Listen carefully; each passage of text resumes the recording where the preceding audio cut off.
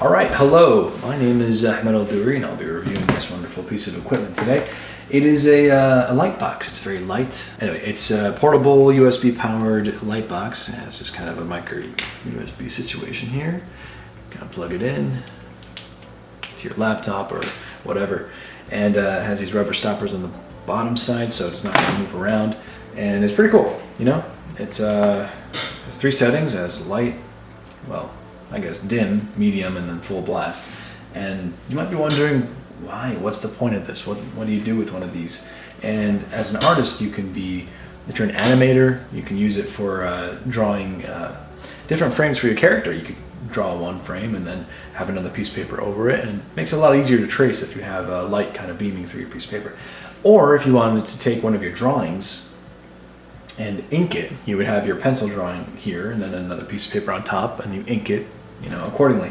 And having the light coming through makes it much easier to see. So for example, this is a piece of paper with my name on it, right? It might be hard to read with the camera, but if I take another piece of paper, put it on top, you can't really see my name until you start pressing this button and it kind of shines through, and now I can easily trace it. So basically what I want to do is jump in here and do some drawings and kind of see how it goes. Alright, so here I'm actually drawing Junkrat from Overwatch. He's actually one of my favorite characters to play as, so I figured I'd try to do some kind of drawing of him and then maybe a couple of frames of animation. Maybe, something simple. I've never done animation before, besides like the little flip books back in elementary school. But I wanted to just kind of have a couple of frames where he just kind of changes his expression, just a very basic animation exercise. And I'm sort of inspired by, I remember being a kid and there were when there were Disney movies out, there will be like specials on TV of how they did it, I just remember seeing these artists doing these incredible drawings of the characters and then flip the paper up and down, back and forth, and drawing the different frames. There was Aladdin, Little Mermaid, just a bunch of stuff, Beauty and the Beast, and earlier there was a clip I put in this video of Aaron Blyce doing some going through one of his animations. But yeah, I think I'm really inspired by that, and I've never done it. I've always wanted to do it, and they're actually doing this over at Art Center in the new animation department, and I'm seeing them use their light boxes there, and I'm like, I wish I could do that. And now, this company had sent me this light box to test it and kind of make a video about it. I figured, sure, why not? I'll give it a shot.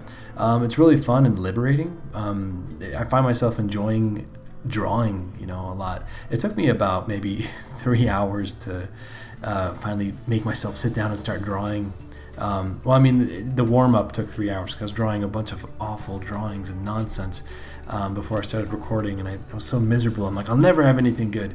Then I just, took a break, and I was playing Overwatch, and then I was just looking at Junkrat, and he has this really cool personality, and I figured, I'm going to draw that. I don't care, So it's a pretty fun thing to do, to draw on paper again and kind of flex those skills. So yeah, here goes my first try doing that, and I'm really happy with the result. I haven't really put it together in Photoshop yet and seen it, but just flipping the pieces of paper back and forth and seeing the face change and animate is really rewarding.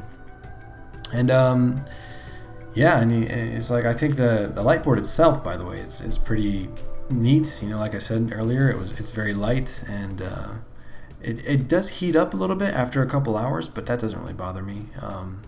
Besides, especially if winter is coming up and another heat source is, I'm not going to complain. My hands tend to get really cold when I'm working, but this is pretty cool, and I actually do another set of drawings. Now this was actually, I recorded this part before the Junkrat, and what I really wanted to do was draw a couple faces and animate each of them all in that rendered style. And I found that that is cool, but in order to really nail the animations, you have to kind of be quick about getting the expressions in there and drawing them, and then maybe coming back to render if that's what you want to do. But one thing that I didn't expect, and of course I should have known, but like when you do draw frames of somebody doing a different expression, there's so many different things that change. The eyebrows go up, the shadows are going to change, the eyelids will move up a little bit depending on the expression, and the wrinkles on the forehead will move, and when the mouth is opened, it doesn't just open, because the jaw also has to move down a little bit to accommodate for it actually opening. So these are things that it would really help to have a mirror in front of you.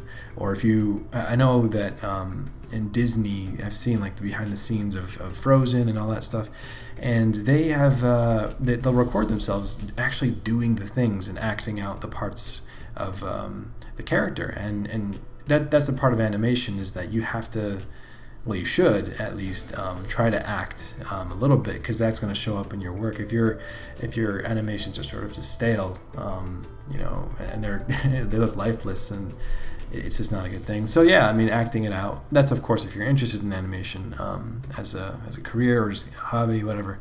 Have a mirror out in front of you and act it out or record yourself.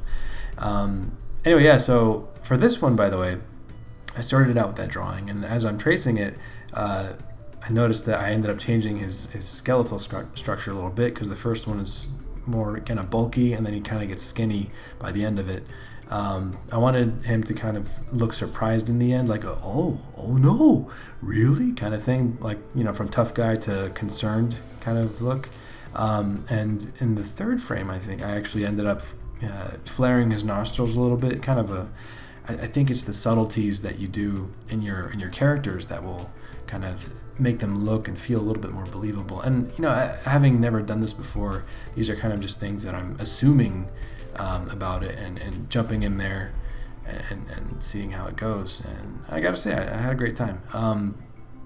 And drawing, it took a while to warm up, like I said earlier, and it was so frustrating because there's always that first hour and a half or 45 minutes to an hour of just really, not good drawings, and you finally get in the zone. And I guess what you're seeing on camera right now is me sort of in the zone, like where it's like all the insecurities have gone away about like, oh, it's not going to be good enough, or oh, this sucks, or this is terrible. Obviously the first drawings are going to be terrible because they're warm-ups, right? And it's much like going to the gym. You wouldn't go for a run to the gym or whatever without warming up first, at least a little bit of stretching, or anything in life, really. If you're writing a story, you kind of warm up by writing a lot of just anything, nonsense, just to get it out of the way, and eventually you get in the zone and it just kind of flows naturally. So that's kind of how it happened with these drawings, and I'm glad it happened, because now and I've talked about this before in a lot of the podcasts and whatnot, but it really, I forget it every time. Like, I'll like, let's say I've gone the whole day without drawing, and then I go to do something like this, and it just sucks. I'm like, why does it suck? And blah, blah, blah, blah. And, later when I get in the zone, I'm like, oh yeah, of course, because I didn't warm up. Anyway, aside from that, I think the product is really cool. And of course, they do have a bunch of different sizes for the light boxes. This one's like it's really perfect for accommodating 8.5 by 11 pieces of paper. They go larger than that, and of course the links are in the description, and feel free to check them out. And I'm pretty much going to wrap it up here, and I hope you enjoyed this. I certainly did, and I had a great time drawing on paper with pencil. And by the way, if you're curious about what kind of pencil I'm using there, it's a mechanical pencil, 7mm Sumo grip. I get them on Amazon. I'll put the link in the description for that as well. The reason I like that is because it has a nice wide grip, much like the Wacom pen, and I feel like I have a finer sense or finer tuning ability to draw. Anyway, so I'll wrap it up there, and stick around, leave a like, subscribe, whatever you want to do, and stay tuned for more. All right, thanks for watching.